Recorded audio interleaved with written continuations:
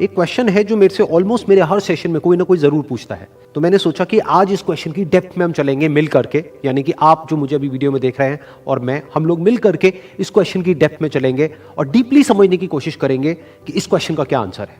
वो क्वेश्चन है कि हमेशा मोटिवेटेड कैसे रहे। तो इससे पहले कि इस क्वेश्चन की हम डेप्थ में चले, मैं आपको बताना चाहूंगा एक ऐसी स्टडी के बारे में जो बहुत ही इंटरेस्टिंग है। वो हुई थी कोलंबिया यूनिवर्सिटी में 1998 में। एक प्रोफेसर ने इस स्टडी को किया जिसमें कि बहुत सारे बच्चे थे जो कि सारे 5th स्टैंडर्ड के थे और उनको पजल्स थी बहुत तरह तरह की सॉल्व करने के लिए। उसमें से कुछ पजल्स बहुत ही मुश्किल थी, कुछ बहुत ही आसान थी। उसके बाद में जब उन बच्चों ने उन पजल्स को सॉल्व किया तो उसके बाद में सभी बच्चों को एक ही बात कही गई कि आपने बहुत अच्छा किया। बस यहां पर एक छोटा सा फर्क था। आधे बच्चों को उन्होंने कहा कि आपने इतना एक्स्ट्राऑर्डिनरी इसलिए परफॉर्म किया क्योंकि आप बहुत ही ज्यादा इंटेलिजेंट हो, और बाकी के जो आधे बच्चे थे उनको कहा गया कि आपने जो इतना एक्स्ट्राऑर्डिनरी परफॉर्म किया उसकी वजह थी आपका हार्ड वर्क। फिर उसके बाद में दोबारा से इन सब बच्चों को कुछ पजल्स दी गई सॉल्व करने के लिए, जिसमें से कुछ बहुत ही आसान थी और कुछ बहुत ही मुश्किल थी। अब यहां पर कुछ बहुत इंटरेस्टिंग निकल करके आया जो किसी ने एक्सपेक्ट भी नहीं किया था।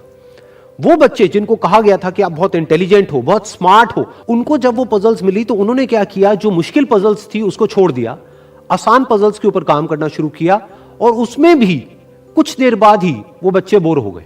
दूसरी तरफ से वो बच्चे जिनको कहा गया था कि आपने इतना एक्स्ट्राऑर्डिनरी परफॉर्म इसलिए किया क्योंकि आपने हार्डवर्क किया, उन्होंने सिर्फ आसान पजल्स को अटेम्प्ट नहीं किया बल्कि मुश्किल से मुश्किल पजल्स को भी अटेम्प्ट किया और सॉल्व किया। फिर उसके बाद में जब ये पूरी स्टडी कंप्लीट हुई तो उन बच्चों से पूछा गया कि किसको ज्यादा मजा आया इसको करने में। तो वो बच्चे जिनको कहा गया था कि आप बहुत इंटेलिजेंट हो, उनको मजा नहीं आया, यानी कि वो मोटिवेटेड नहीं थे। और वो बच्चे जिनको कहा गया था कि जो भी आपने किया वो अपने हार्डवर्क की वजह से किया, उन्होंने ना सिर्फ अच्छा परफॉर्म किया बल्कि वो एंड तक मोटिवेटेड भी थे और उनको मजा भी आया।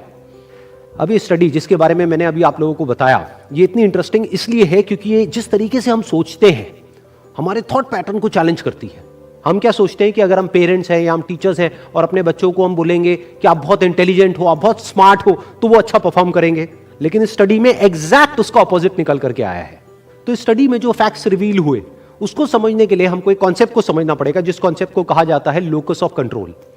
हुआ क्या कि जिन बच्चों को कहा गया कि आप बहुत ही स्मार्ट हो, बहुत ही इंटेलिजेंट हो, उनका जो लोकस ऑफ कंट्रोल था वो उनके अंदर नहीं था, उनके बाहर था। लोकस का मतलब है सेंटर ऑफ कंट्रोल, मतलब कि अगर वो स्मार्ट है, अगर वो इंटेलिजेंट है, तो इसमें उनका खुद का कोई रोल नहीं है, वो उनके कंट्रोल से बाहर है।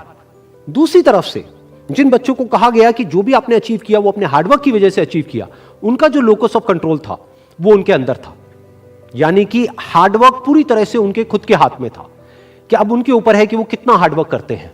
और ये सिर्फ इस स्टडी में निकल करके नहीं आया है, इस तरह की और भी बहुत सारी स्टडीज हुई हैं, बहुत सारी रिसर्चेस हुई हैं जहां पर एग्जैक्ट यही चीज निकल करके आई है कि अगर हम खुद को हमेशा मोटिवेटेड रखना चाहते हैं तो उसका सिर्फ एक तरीका है कि जो कंट्रोल है वो पूरी तरह से हमारे अपने हाथ में होना चाहिए। तो अब समझने की कोशिश करते हैं कि ऐसा क्या होता है कि जो कंट्रोल है वो हमारे हाथ से चला जाता है, और ऐसा क्या होता है जब कंट्रोल हमारे हाथ में आ जाता है। जब भी हम एक्सटर्नल फैक्टर्स की बात करते हैं कि मैं ये नहीं कर पा रहा इस वजह से, उस वजह से, उस वजह से, जो कि मेरे कंट्रोल से बाहर है, तो हमारे हाथ से कंट्रोल चला जाता है। लेकिन जब हम बात करते हैं कि हम एग्जैक्टली क्या कर सकते हैं, जब हम अपनी कैपेबिलिटीज के बारे में बात करते हैं, तब कंट्रोल पूरी तरह से हमारे हाथ में आ जाता है। जब हमारा फोकस उन रीजंस पे नहीं होता है जिनकी वजह से हम वो नहीं कर सकते हैं जो हम करना चाहते हैं, बल्कि उस जगह पर होता है कि जिस वजह से हम वो कर सकते हैं जो हम करना चाहते हैं, तब हम अंदर से मोटिवेटेड होते हैं।